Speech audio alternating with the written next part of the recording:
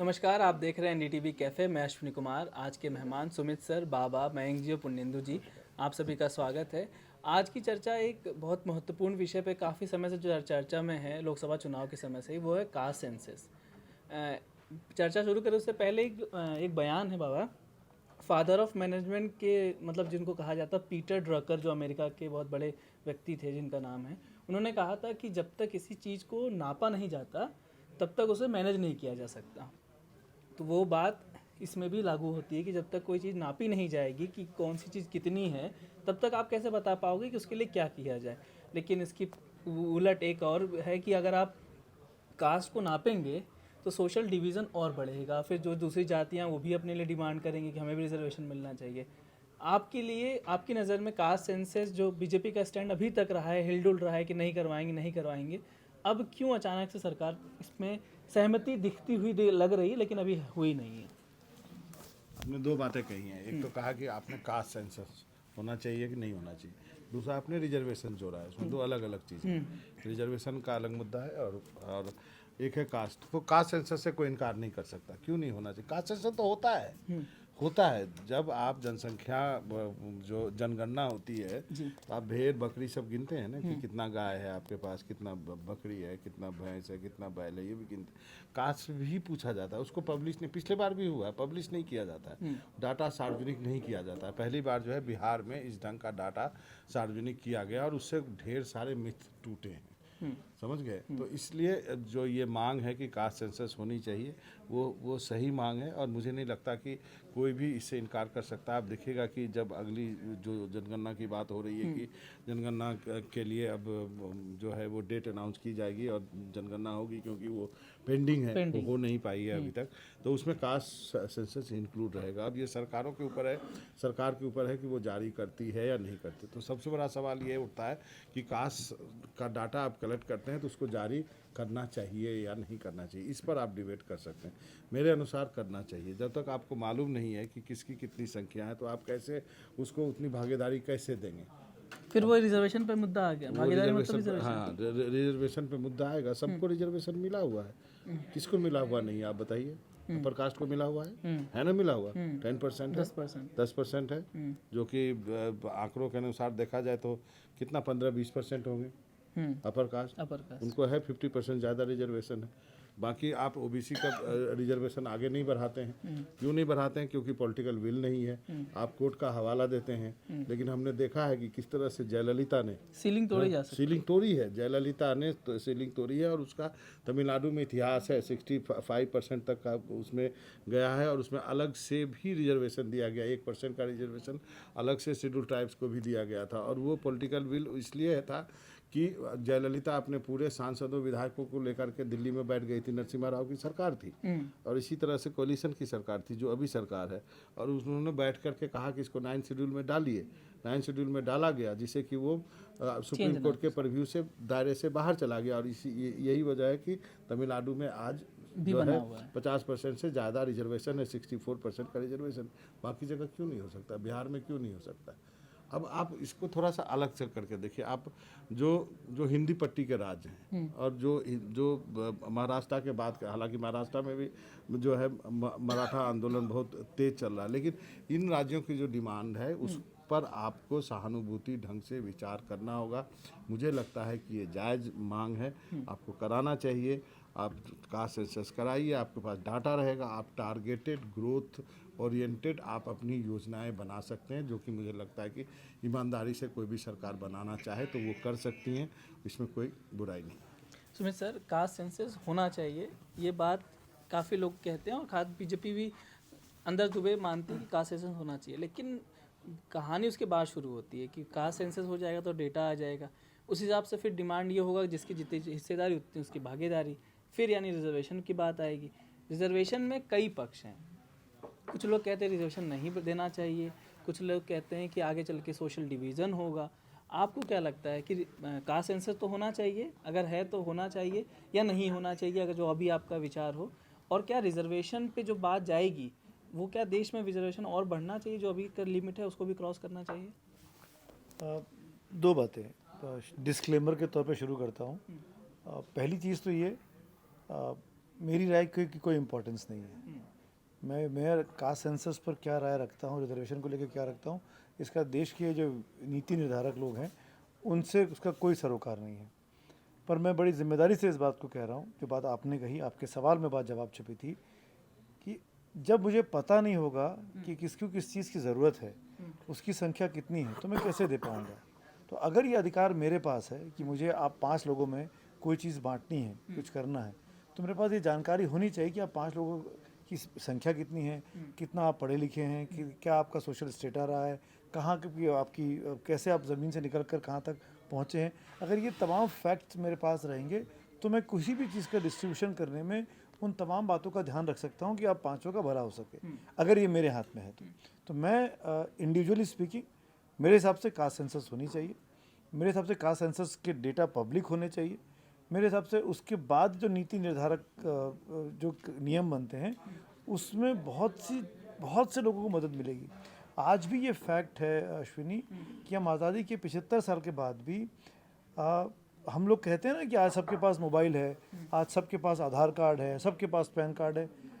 आप मुश्किल से आधे घंटे अपने दफ्तर से बाहर निकलिए और इस विसिनिटी में आप घूमिए, सिर्फ 2 किलोमीटर के दायरे में कम से कम 10 लोग ऐसे मिल जाएंगे जिनके पास आधार कार्ड नहीं है। कम से कम 10 लोग ऐसे मिल जाएंगे जिनके पास मोबाइल फ़ोन है, तो वो सस्ता वाला मोबाइल फ़ोन जिसको आप स्मार्टफोन नहीं बोलते हैं, वो मजबूरी में जो चला रहा है। ये डेटा ड्राइंग रूम में बैठकर बड़ा अच्छे लगते हैं देखने में कि सबके पास कैपेबिलिटी हो गई है, और जब दिल्ली में और नोएडा में ये स्थिति है, तो जब आप देश में निकलेंगे और गांव खेड़े में जाएंगे तो वाकई में बहुत दिक्कतें हैं। आज भी लोगों के पास मूलभूत सुविधाएं नहीं हैं।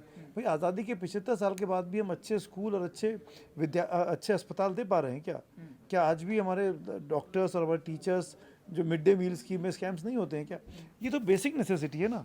तो कहीं ना कहीं हमारे सिस्टम में फेलियर्स रहे, कहीं ना कहीं पॉलिटिक्स बहुत हावी रही, कहीं ना कहीं वोट बैंक की राजनीति ने देश को इस मद्देनज़र कि आप विकास का काम करें, वो उसमें वो सफल नहीं हो पाई है। मुझे लगता है कि उन तमाम पैरामीटर्स को, क्योंकि आप 1931 के आंकड़े पे काम कर रहे हैं भाई, 100 साल हो जाएंगे, हम 2024 में 7 साल के बाद 100 साल हो जाएंगे। इस बार का सेंसस हुआ नहीं है, 21 में जो होना था उसके 3 साल बीत गए, 24 ख़त्म होने आ रहा है, अगस्त के महीने में हम बैठे हुए हैं, अगस्त भी ख़त्म ही हो गया, 30 तारीख है आज। मतलब अगर आप आज कंसेंसस को आज कहते हैं कि मैं कराना चाहता हूँ, तो कराते कराते 1.5 साल 2 साल लग जाएगा, कम से कम 26-27 आ जाएगा। तो हम ऑलरेडी 5-6 साल डिले चल रहे हैं। और फिर उस सेंसस में अगर आप कास्ट की बात नहीं करेंगे और हमको नहीं पता लगे कि कितने ब्राह्मण हैं, कितने ओबीसी हैं, कितने जाटव हैं, कितने कुर्मी हैं, कितने कोयरी हैं, तो कैसे उनका भला करें? कितने मल्ला हैं, क्या उनका अधिकार नहीं बनता है? वही जो बात कोटे में कोटा की सुप्रीम कोर्ट ने कही 6:1 के फैसले में, बहुत ही इंपॉर्टेंट बात है। एक वर्ग के लोगों को बार बार रिजर्वेशन क्यों मिले? एक ही परिवार का आदमी बार बार क्यों IAS IPS बनता रहे? कितने साल तक बनता रहे? इस पर भी विचार विमंथन होना चाहिए ना भाई।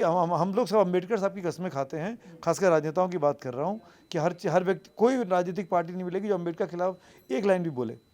तो उन्हीं अम्बेडकर साहब ने 10 साल के लिए लाए थे ना आरक्षण। आज हम 75 साल बाद हो गए हैं और अब तक हम ये फॉर्मूला तय नहीं कर पा रहे हैं कि कास्ट सेंसस का डेटा निकाले कि नहीं निकालें। तो ये पूरी की पूरी विशुद्ध राजनीति हो रही है, और राजनीति के चक्कर में जो ज़रूरतमंद लोग हैं, जो वंचित लोग हैं, उनके साथ नाइंसाफ़ी हो रही है। पहली बात तो ये।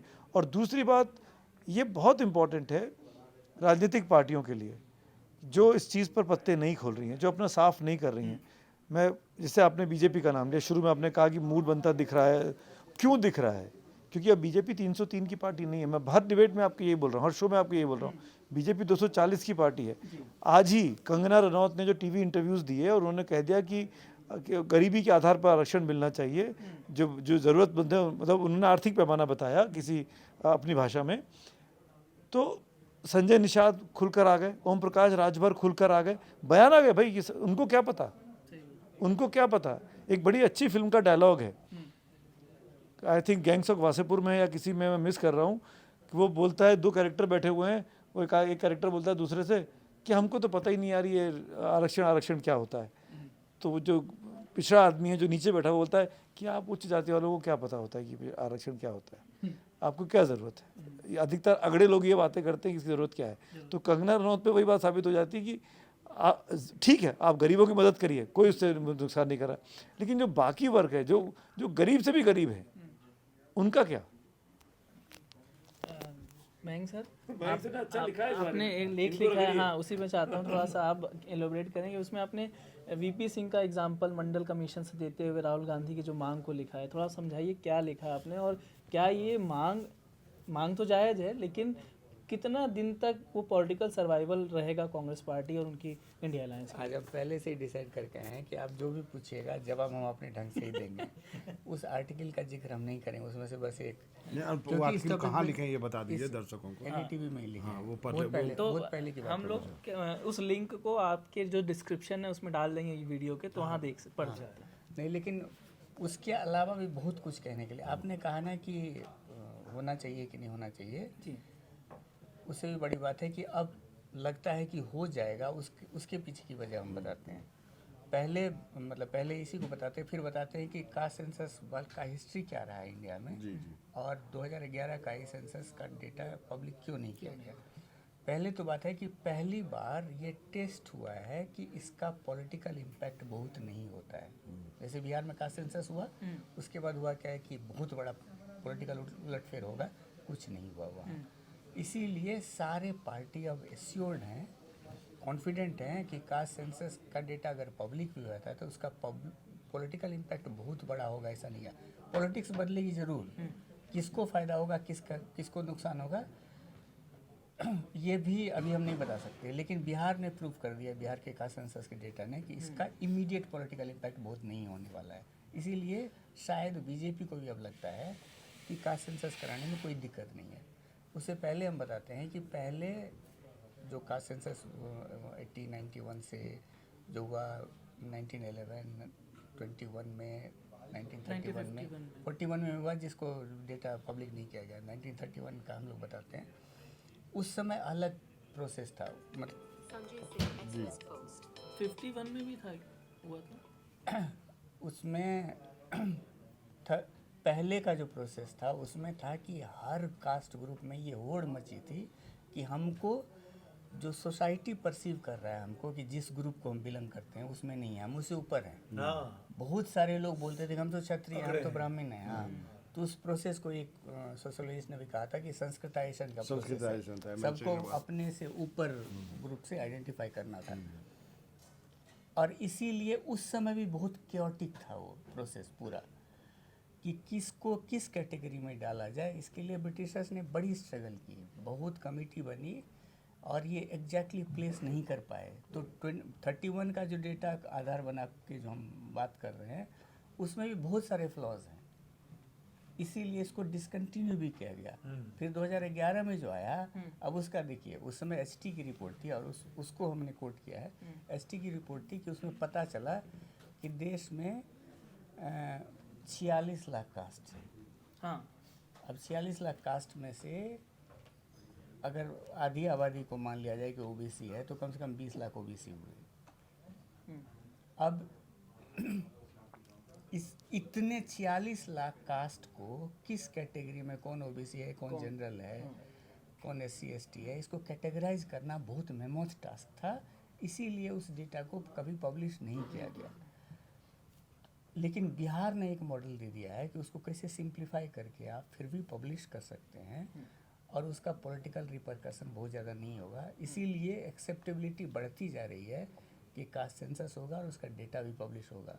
उसके बाद रिजर्वेशन का जो डिबेट होगा और आप बोल रहे हैं कि सोशल डिवीज़न होगा, उसका भी हम एग्जांपल देख चुके हैं। मंडल कमीशन के बाद हम सबको डर था, हम लोग यंग थे उस समय, लोग थे, कॉलेज में थे कि एकदम से कास्ट लाइन पे बढ़ जाएगा। ऐसा नहीं हुआ, ये उल्टा हुआ। उस वक्त बटा था, कुछ दिन के लिए बटा था, लेकिन उस वक्त उसके थालियां बाद- बांटी गई थी। उसके बाद पॉलिटिक्स बदली थी, politics लोगों तो के पूरी मनों बदली। की मन की दूरी नहीं बढ़ी थी। कास्ट धीरे धीरे उसके बाद से ख़त्म होने लगा था। तो ये आर्गुमेंट कि रिजर्वेशन बढ़ जाएगा, कास्ट सेंसस आ जाएगा तो सोशल डिवीज़न बढ़ जाएगा, ये हमने देखा है कि देश में ऐसा नहीं होता है। तो 2 सॉलिड एग्जाम्पल है, उसके आधार पे आप बोल सकते हैं कि कास्ट सेंसस के लिए एक्सेप्टेबिलिटी क्यों बढ़ती जा रही है। नहीं, मैं आपके इस बात से एग्री करता हूँ कि मंडल कमीशन के बाद कास्ट तो नहीं बदलेगा, मैं कास्ट टूटेगा नहीं। कास्ट तो हमारी सच्चाई है, हम पैदा लिए हैं तो हम उसी में मरेंगे ही। तो ठीक है, हम कितने भी बड़े कुछ हो जाए लेकिन हम कहे जाएंगे कि तुम ये तो वही है। हाँ, ये हुआ कि मंडल कमीशन के बाद जब थालियाँ बांटी गई हॉस्टल में और हम सब के साथ हुआ ये, लेकिन उसके बाद वो वैमनस्यता नहीं रही। जो बात आप कह रहे हैं ना, वो फिर कलीग थे तो कलीग रहे, कुछ दिनों तक अलग रहे, कुछ दिनों अलग रहे, कुछ दिनों लगा दुश्मन है। मतलब ये हुआ, उस वक्त हुआ है, लेकिन एक साल के बाद भूल गए, वो भूल गए। reconcile करके, उसका जो पॉलिटिकल फॉल आउट हुआ ना भारतीय राजनीति में, वो ट्रीमेंडस था। क्योंकि आप देखिए उसके बाद जो लीडर उभरे हैं, चाहे नीतीश कुमार हो, लालू यादव हो, चाहे रामविलास पासवान हो, केसी, ये सब लीडर पहले थे, लेकिन उसके बाद से ज़्यादा प्रोमिनेंट हुए, चाहे शरद यादव हो, तो ये एक जो मुलायम सिंह यादव, ये जो एक पूरे हिंदी पट्टी के राजनीति को इन्होंने बदल दिया। इसलिए अब कहते हैं कि बिहार में जब कभी भी कोई सीएम होगा तो वो पिछड़ा ओबीसी ही होगा। अब वो ऐसा कम्बिनेशन हो गया है। अब ये कब टूटता है, हालांकि यूपी के बारे में भी कहा जाता था, हालांकि योगी हैं अभी वहाँ पर, लेकिन इसका कब जाके बदलेगा, क्या इसका इम्पैक्ट होगा, ये कहना थोड़ा अर्ली होगा। लेकिन ये बात है कि मंडलाइजेशन, मंडल आयोग के बाद पूरी भारत की पॉलिटी बदल गई थी। ये इंडियन पॉलिटिक्स का एक देखिए, मंडल पॉलिटिक्स ने कांग्रेस को ख़त्म किया था। अब कांग्रेस को लग रहा है कि मेरे रिवाइवल के लिए हमको मंडल का रास्ता ही लेना पड़ेगा। हाँ, ये मतलब बहुत बड़ी आयरनी है। और ऐड कर दूं, जो बात आप कह रहे हैं कांग्रेस की बात, राहुल गांधी ने अभी प्रयागराज में, तुम्हारे शहर में पुण्येंदु, भाषण दिया, संविधान बचाओ किसी कार्यक्रम में गए थे, जहां उन्होंने वो मिस इंडिया वाली बात बोली। उसी कार्यक्रम में उन्होंने ये भी कहा कि 90% लोग चाहते हैं कि कास्ट सेंसस होना चाहिए और 10% की मुझे चिंता नहीं है। उस 10% में चाहे हम भी क्यों ना आते हों, तो राहुल गांधी अब मरो, मतलब कहते हैं ना कि करो या मरो की उस वाली पॉलिटिक्स में आ गए हैं कि जिस चीज़ का कांग्रेस ने पुरजोर हमेशा विरोध किया, नहीं होना चाहिए, कांग्रेस ने पर्दा डाला, पीछे हटी, नहीं सामने आई। कांग्रेस का सत्यानाश मंडल की रिपोर्ट, मंडल की सिफारिशें सामने आने के बाद हुआ। अब वही राहुल गांधी उन्हीं तमाम चीज़ों को लेकर आगे बढ़ रहे हैं और वो वही लालू यादव, नीतीश कुमार का जो पिच था उस पर वो सर्वाइव करना चाहते हैं अपनी राजनीति। केवल लालू यादव नहीं, वीपी सिंह ने तो एक ही हथियार से बीजेपी को भी मारा था ना। कांग्रेस को तो मारा ही था, कि कांग्रेस का तो मारना उनका एम था, लेकिन उसी हथियार से उन्होंने कमंडल को भी तोड़ा था ना, मंडल से। मंडल वर्सेस कमंडल। हाँ, तो अब यहाँ हम अपने उस आर्टिकल का, मेरे आर्टिकल का आर्गुमेंट यही था कि जिस फोर्सेस ने मिलके, पॉलिटिकल सिचुएशन ने मिलके कांग्रेस को ख़त्म किया था, राहुल गांधी एग्जैक्टली वही बोरो कर रहे हैं, वीपी सिंह के टेम्पलेट को बोरो कर रहे हैं। मेरे आर्टिकल का समरी यही था। जो बीजेपी की राजनीति बाबा आज के समय में जो मंदिर पे हुई थी, तो उसके जवाब में एक समय कहा जा रहा था कि भाई वो मंडल की राजनीति करके कांग्रेस की वापसी। लेकिन सर, जो आपने 2011 सर्वे की बात की, socio economic and caste census survey जो हुआ 2011 में, उसके आधार पे कई रिपोर्ट्स अभी भी बनती है। जैसे अगर आप आयुष्मान कार्ड बनवाना चाहते हैं, तो अगर सोशो इकोनॉमिक सर्वे में आपका नाम है, आपका परिवार एलिजिबल है, तो ही आपका बनेगा। तो सरकार ने अपनी स्कीम्स उस बेसिस पे बनाई हैं। हाँ, तो उसमें मतलब उसमें जो इकोनॉमिक डेटा था, लैंड होल्डिंग का डेटा था, कितने एम्प्लॉयड हैं, अनएम्प्लॉयड हैं, इसको पब्लिक किया गया। अभी है सोशो इकोनॉमिक कास्ट सेंसस नाम से एक पोर्टल है जहाँ सारा डेटा अवेलेबल है। तो क्योंकि हमने यूज़ किया था, लेकिन कास्ट यूज़ नहीं हो पाया क्योंकि उसमें 46 लाख कास्ट थे। पीछे 46 लाख को कैसे कैटेगराइज किया जाए, ये चैलेंज था, इसीलिए पब्लिश नहीं किया गया। पुण्येंदु जी, ये जो अभी पूरी बात आपने सुनी है वैसे तो, लेकिन कास्ट सेंसस करवाने के पीछे मुझे लगता है अधिकतर पार्टियां सहमत हैं। जैसा इन्होंने बताया कि कोई रेप्लिकेशन ऐसा कुछ देखा नहीं है जिससे बहुत कुछ बदल जाए, लेकिन वही फिर बात शुरू हो जाती है रिजर्वेशन पर। रिजर्वेशन की सीलिंग 10% ईडब्ल्यूएस के लिए बढ़ाया गया, तो सरकार ने आधारित तर्क दिया, तो उसको सुप्रीम कोर्ट में वैलिड माना गया। बात आ जाती है सिर्फ रिजर्वेशन पर कि अगर ये करेंगे तो आप रिजर्वेशन की मांग करेंगे, ये क्रोनोलॉजी समझाने में लग जाते हैं। तो क्या रिजर्वेशन जो है वो आखिरी, मतलब इस पूरी कवायद की आखिरी जो जड़ है, अंतिम पड़ाव, वो रिजर्वेशन ही है? नहीं, देखिए, हमने जो पहले भी इस बारे में बात की है कि 2014 से, जब से मोदी का राष्ट्रीय राजनीति में जिस तरह का उभार हुआ, प्रधानमंत्री बने और 2 बार लगातार बहुमत की आई, तीसरी बार भी 240 सीटें बहुत कम नहीं हैं, क्योंकि कांग्रेस ने तो 200 पार करके लगा कि बहुमत से भी ज़्यादा है, तो उस हिसाब से 240 कम नहीं है, उम्मीद से कम, इसलिए बहुत ज़्यादा हो रहा है। तो आप इस पिछले 10 सालों में जो हिंदुत्व की राजनीति है, उसका हर तरह से उसका उभार बहुत तेज़ी से हुआ है और सोशल मीडिया इंटरनेट के दौर में वो राजनीति और भी तेज़ी से बढ़ी है और कह सकते हैं बहुत विकृत रूप में भी कई बार सामने आती है। बहुत सारी लिंचिंग और तरह तरह के मामले, विवादास्पद बयान, वो सारी चीज़ें हुई हैं और तमाम नेता उसको एक तरह से कहें कि उसको उसका सामान्यीकरण होने लगा है। बयानों में देखा जा सकता है सिटिंग जो संवैधानिक पदों पे बैठे हुए मुख्यमंत्री हैं, खासकर बीजेपी से जुड़े असम जो हेमंत बिस्व शर्मा या योगी आदित्यनाथ, ये कोई वो छुपाते नहीं हैं। नाम चेंज करने से लेकर के और तमाम विवादास्पद बयान, तमाम गिरिराज सिंह के बयान, बहुत सारे इस तरह के बयान आते रहते हैं। तो हमने देखा कि कांग्रेस इस राजनीति का मुकाबला उस तरीके से कर नहीं पाई क्योंकि जहाँ जहाँ कांग्रेस और बीजेपी का सीधा मुकाबला हुआ पिछले खासकर 2-3 चुनाव में, वहाँ कांग्रेस बहुत सक्सेसफुल रही नहीं बीजेपी के अगेंस्ट में। इस चुनाव में भले आपको थोड़ा सा अंतर दिखा है, जैसे राजस्थान या कुछ राज्यों में, कर्नाटक, महाराष्ट्र, वहाँ महाराष्ट्र फिर भी एक मल्टी कॉर्नर फाइट है, वहाँ से कांग्रेस नहीं है। लेकिन जहाँ लेकिन कांग्रेस, जहाँ कांग्रेस वर्सेस बीजेपी है, वहाँ तो कांग्रेस बिल्कुल ही जीरो की स्थिति में पहुंच गई। राजस्थान में जीरो, महाराष्ट्र में मोस्टली जो फाइट था वो कांग्रेस वर्सेस बीजेपी का, जिन सीट पे कांग्रेस मैं सीट टू सीट का समझता हूँ, लेकिन ऐसे ओवरऑल स्टेट में वहाँ एनसीपी भी है और शिंदे की भी, अब शिवसेना भी है, वो है। तो कांग्रेस को ये समझ में आ गया था कि भैया इनके हिंदुत्व का मुकाबला हमारे पास है नहीं, अब करते तो क्या करते, ऐसी कौन सी स्कीम लेके आते, ऐसा क्या नारा देते।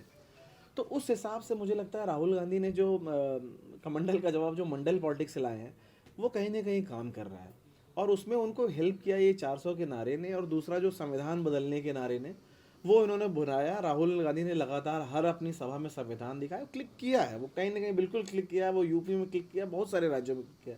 हम लोगों ने भी तमाम लोगों से बात की और बताया कि भाई दलित कम्युनिटी में इसका असर था और वो CSDS के आंकड़ों में भी उसकी पुष्टि होती है कि इस बार अगर यूपी को एग्जाम्पल लें तो एक दलित आबादी का एक बड़ा वोट सपा और कांग्रेस गठबंधन को मिला है। गैर जाटव का तो 50% से ज़्यादा वोट उनको मिला है, जाटव समाज का 25% के लगभग करीब उनको मिला है।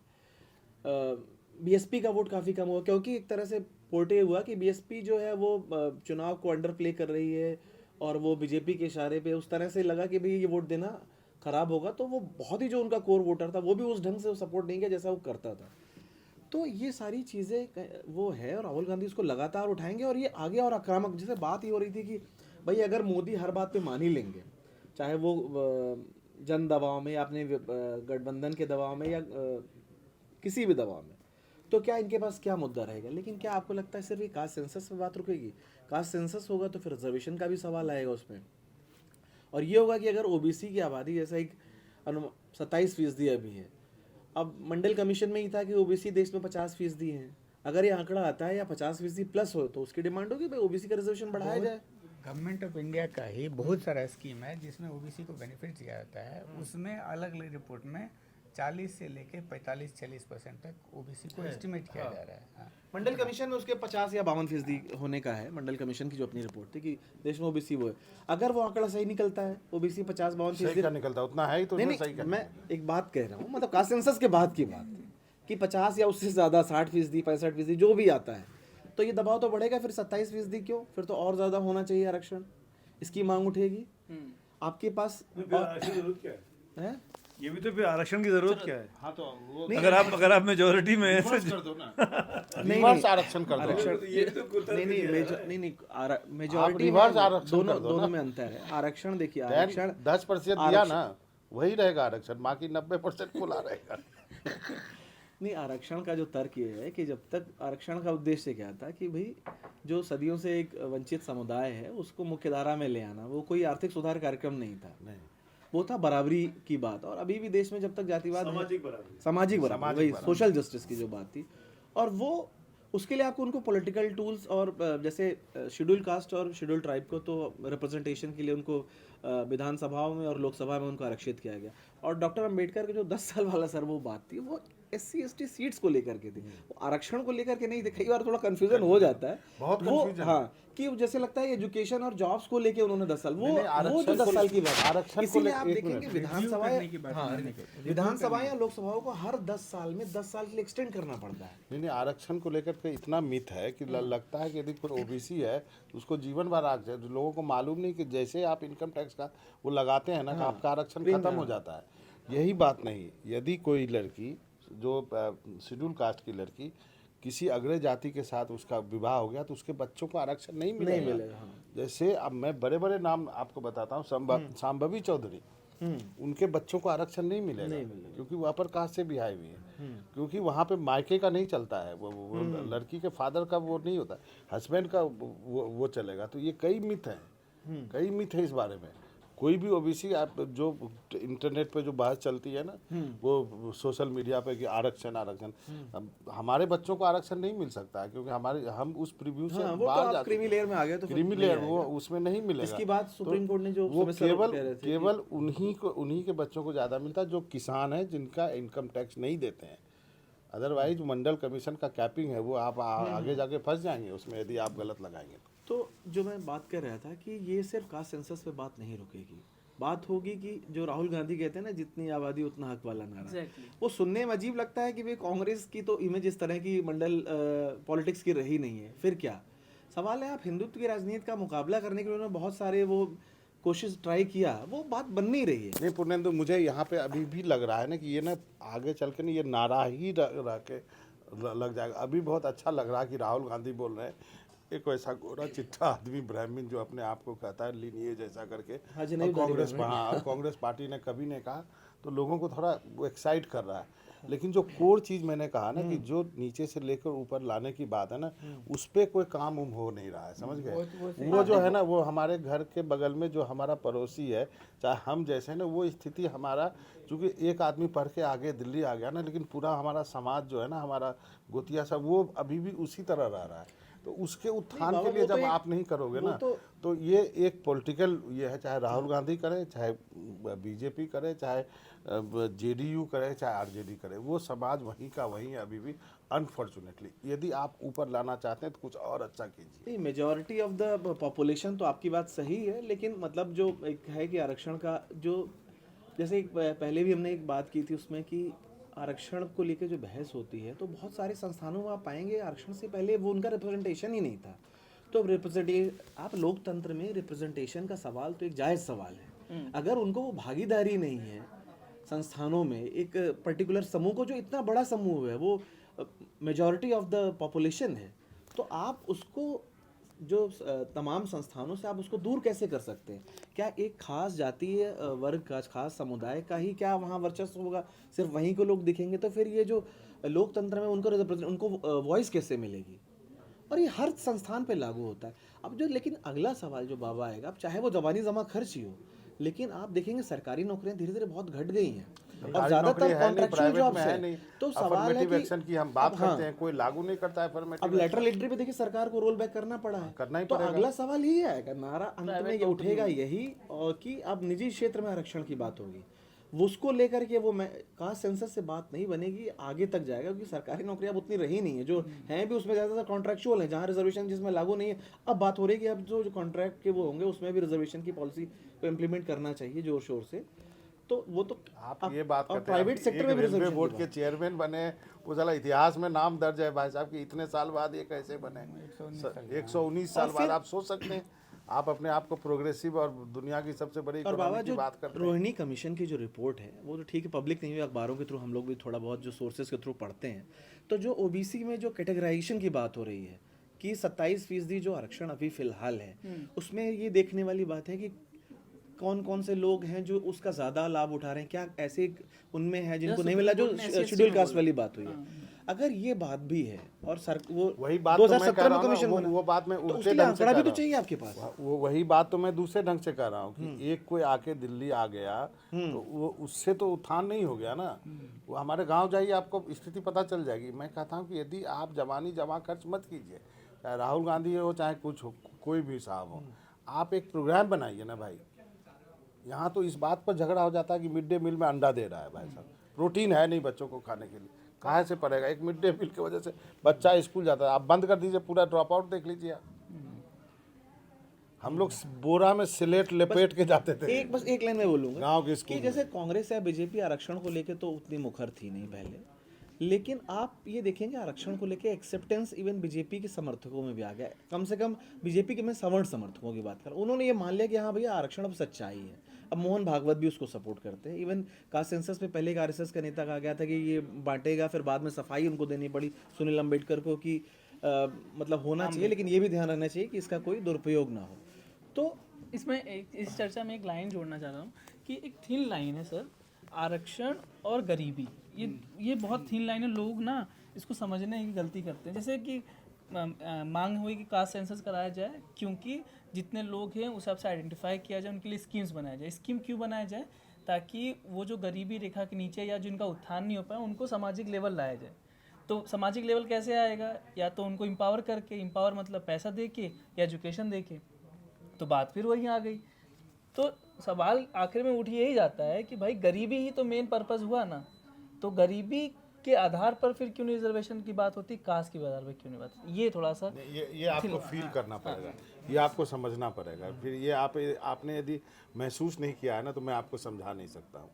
आपको मालूम है कि अम्बेडकर संस्कृत पढ़ना चाहते थे, उनको पढ़ने नहीं दिया गया, तो उनको स्कूल में फारसी पढ़नी पड़ी। क्यों? क्योंकि वो दलित थे, उनको बोला नहीं ये लड़का संस्कृत नहीं पढ़ सकता।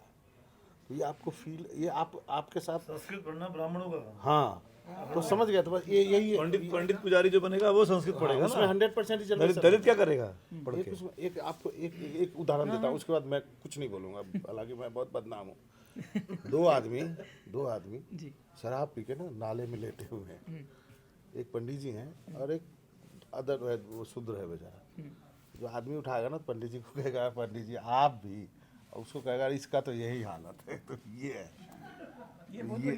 है, ये मैं आपको समझा नहीं सकता। हाँ, ये बहुत बड़ी सच्चाई है। हम सब ने देखा है। गांव में एक दरिद्र ब्राह्मण, वो भी इतना चौड़ा होकर घूमता था, और एक संभ्रांत कोई अगर दूसरी जाति का है, तथाकथित रूप से निचली जाति पे है, तो उस पर धौंस चलाता था। तो इसीलिए मंडल कमीशन का जो था, सोशल एंड एजुकेशनल बैकवर्डनेस, उसने कभी इकोनॉमी की बात नहीं की ना, क्योंकि ये बहुत बड़ी कास्ट सिस्टम में जो इनबिल्ट डिस्क्रिमिनेशन है, वो सामाजिक उसके आधार पे, पॉल्यूशन प्योरिटी के आधार पे। ये विषय इसलिए उठाया मैंने क्योंकि ना सर पूरी कहानी लबो लेवा यहीं आके ख़त्म होती है। जो कंगना रनौत जैसे कई लोग जो इस बात पर उतर गए थे गरीबी ही है, वो इसलिए उठाना जरूरी है क्योंकि जब तक आप फील नहीं करें, समझेंगे नहीं चीज़ों को, तब तक यही आखिर में अंत जाएगा, तर्क जाएगा कि अब गरीबी पे दीजिए, धर्म के या जाति के आधार पर ना दें। जो मूल बात बाबा एक जो आप कह रहे थे वो भी उतनी ही सच है कि देखिए रिप्रेजेंटेशन का सवाल ठीक है, वो होना चाहिए, लेकिन ऐसा नहीं कि सिर्फ कुछ लोगों को ही उसका लाभ मिले, क्योंकि ब्रॉडर भाई अगर जॉब सबके पास नहीं हो, एजुकेशन, वही तो मैं कहता हूँ, आप डाटा निकाल लीजिए ना कि कोई यदि जादव है या कोई कुर्मी है, जिसको यही दो कास्ट को बोलते हैं ना, ओबीसी का ब्राह्मण और वो है ना अपर कास्ट है, क्रीमी है ना। आप डाटा निकाल लीजिए ना कि इनका कितना है, आप करिए ना, आप सर्वे करिए, आप बताइए कि इस गांव में इतना घर कुर्मी का है, उसमें इतना जो है नौकरी करता है सरकारी नौकरी, और ये करता है इतना ही है, और बाकी कास्ट इतना है, कोयरी कितना करता है, बाकी कितना करता है, ये बताइए ना हमको, ये बताइए, फिर आप कीजिए।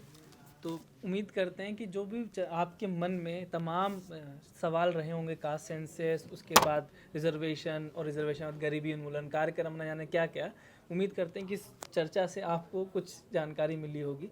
तो आज की चर्चा में बस इतना ही। कल मिलते किसी और विषय के साथ, तब तक के लिए धन्यवाद।